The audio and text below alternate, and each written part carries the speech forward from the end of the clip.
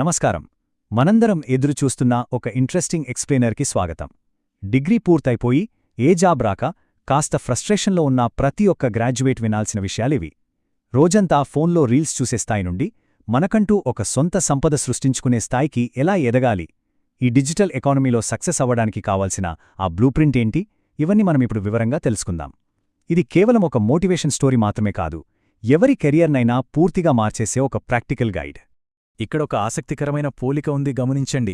ఒకవైపు passive scroller, అంటే ఫోన్లో ఏ పర్పస్ లేకుండా గంటల తరబడి రీల్స్ చూస్తూ సమయమంతా వేస్ట్ చేసేవాళ్లు. వీళ్ల ఆదాయం చూస్తే 0. మరోవైపు డిజిటల్ అర్నర్, అదే ఇంటర్నెట్, అదే స్మార్ట్ఫోన్ ఉపయోగించి కొత్తగా ఏదైనా క్రియేట్ చేసేవాళ్లు, ఒక స్థిరమైన ఇన్కమ్ సోర్స్ నిర్మించుకునేవాళ్లు. డిగ్రీలయ్యాక ఖాళీగా ఇంటి దగ్గరే ఉంటూ ఆ మొదటి కేటగిరీలో ఇరుక్కుపోవడమనేది చాలా కామన్ అయిపోయింది. అసలు ఆ ట్రాప్ నుండి బయటపడి మన చేతిలో ఉన్న ఫోన్ని డబ్బు సంపాదించే మిషన్లా ఎలా మార్చుకోవచ్చో ఈరోజు మనం డీకోడ్ చేద్దాం. ఈ ప్రాసెస్ కరెక్ట్గా అర్థం కావడానికి విజయవాడ దగ్గర్లో ఉన్న ఒక చిన్న పల్లెటూరికి చెందిన కార్తిక్ అనే యువకుడి కథని తీసుకుందాం. కార్తిక్ పరిస్థితి బహుశా మనలో చాలామంది చూస్తున్నదే. డిగ్రీ అయితే కంప్లీట్ అయిపోయింది, కాని చేతిలో జాబ్ లేదు. మరి డైలీ రొటీన్ ఎలా ఉండేదంటే, పొద్దున్నే లేటుగా లేవడం, ఫోన్లో అవే రీల్స్ పదే పదే స్క్రోల్ చేయడం, సాయంత్రం అయితే చాలు ఫ్రెండ్స్తో టైంపాస్. ఎంతోమంది చదువుకున్న గ్రాడ్యుయేట్స్ ఫేస్ చేస్తున్న వాస్తవం ఇది. ఒక రకమైన నిరాశ, నెక్స్ట్ ఏంటి అనే క్లారిటీ లేని పరిస్థితి. ఇక్కడ నుండి బయటపడటం ఎలా అనేది చాలా పెద్ద ప్రశ్న. అయితే ఒకరోజు కార్తిక్ ఇంట్లో కరెంట్ బిల్ కట్టడానికి కూడా డబ్బులు లేని ఒక టఫ్ సిచ్యువేషన్ వచ్చింది.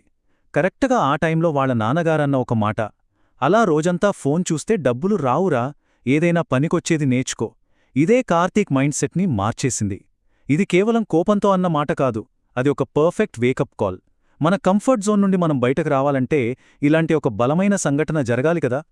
ఆ మాట కార్తీక్కి చాలా గట్టిగా తగిలింది. అసలు తను తన స్మార్ట్ఫోన్ను, అమూల్యమైన సమయాన్ని ఎలా వృధా చేస్తున్నాడో మొదటిసారి రియలైజ్ అయ్యాడు. ఆ రాత్రే ఆలోచనల్లో ఒక పెద్ద మార్పు మొదలైంది. యూట్యూబ్లో, ఆన్లైన్లో డబ్బులు ఎలా సంపాదించాలి అని వెతకడం స్టార్ట్ చేశాడు. ఆ ప్రాసెస్లో మొదటిసారిగా పింట్రెస్ట్ గురించి తెలిసింది. కానీ సహజంగానే ఫోటోలు అప్లోడ్ చేస్తే నిజంగానే డబ్బులు వస్తాయా అనే ఒక పెద్ద డౌట్ వచ్చింది.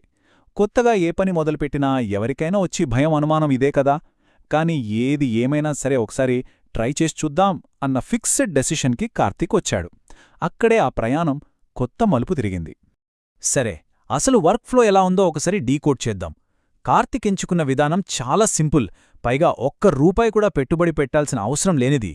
రోజూ చేసే పనేంటంటే, 1. క్యాన్వా యాప్ ఉపయోగించి పిన్స్ క్రియేట్ చేయడం. 2.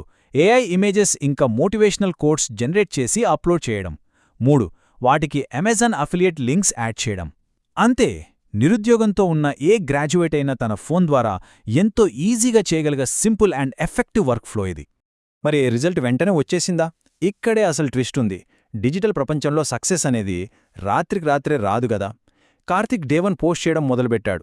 10 రోజులు గడిచాయి, ఒక్క వ్యూ కూడా రాలేదు. 20 రోజులు గడిచాయి, అయినా 0 వ్యూస్. ఇక్కడే చాలామందికి ఓపిక నశించి డ్రాప్ అయిపోతారు. కానీ కార్తిక్ గివప్ ఇవ్వలేదు. తన పని తాను కన్సిస్టెంట్గా చేసుకుంటూ పోయాడు. ఆన్లైన్లో నిలదొక్కుకోవడానికి ఆ కన్సిస్టెన్సీ అనేది ఎంత క్రూషియల్ పాయింటో ఈ 20 రోజుల ఎదురుచూపులు మనకు నేర్పుతాయి.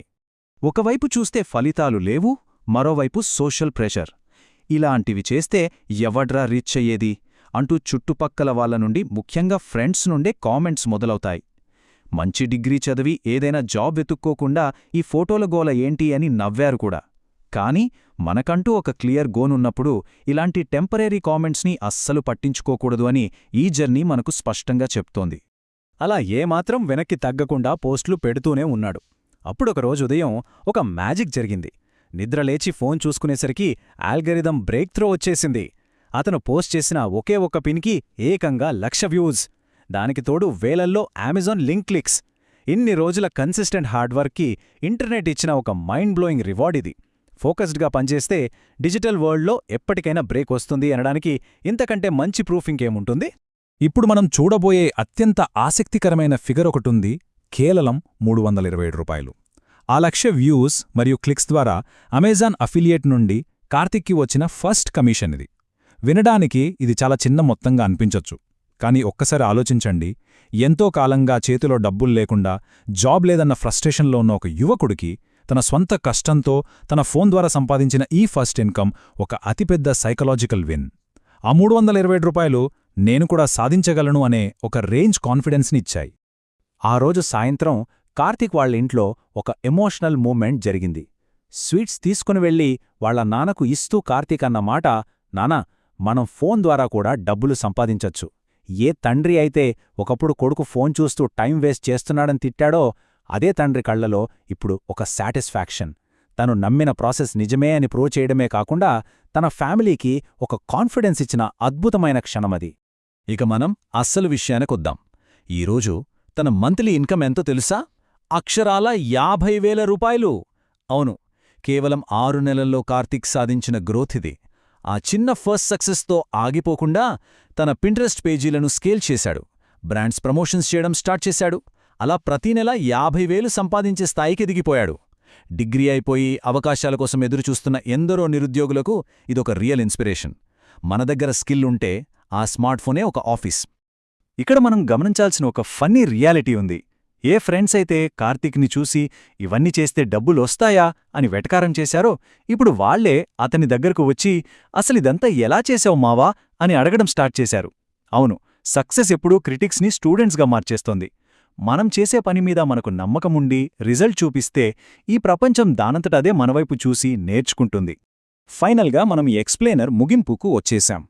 ఒక్కసారి ప్రాక్టికల్గా ఆలోచించండి. మన చేతిలో ఉండే ఈ స్మార్ట్ఫోన్లో లిమిట్లెస్ ఆపర్చునిటీస్ ఉన్నాయి. ఆ ఛాన్స్ని కేవలం ఎంటర్టైన్మెంట్ కోసం వాడాలా, లేక మన ఎర్నింగ్స్ కోసం వాడాలా? డిగ్రీ అయిపోయి ఖాళీగా ఉన్నామని ఫీల్ అవ్వడం కన్నా కార్తీక్ లాగా ఫోన్ని ఒక వెపన్లా మార్చుకోవడం 100 రెట్లు బెటర్ కదా. మన టైంని ఎక్కడ ఇన్వెస్ట్ చేస్తున్నామో అన్నదే మన ఫ్యూచర్ని డిసైడ్ చేస్తుంది. ఒక్కసారి ఆలోచించండి.